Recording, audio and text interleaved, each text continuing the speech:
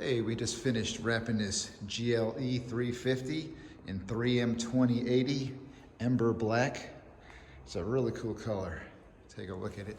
It's got a lot of metallic in it. Has a little bit of a burgundy look to it. We just got finished wrapping this one.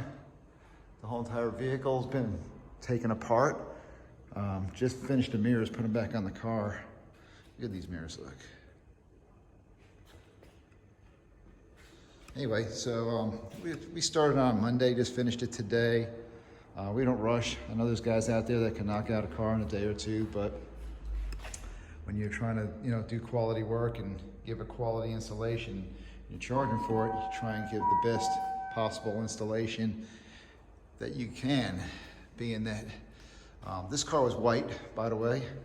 White is one of the hardest color cars to wrap because any gap, any jam, anything that can show white will show it.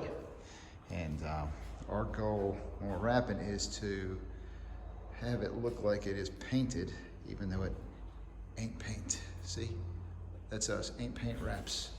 If you have any wrap needs, give us a call at 336-851-1300. You could text us.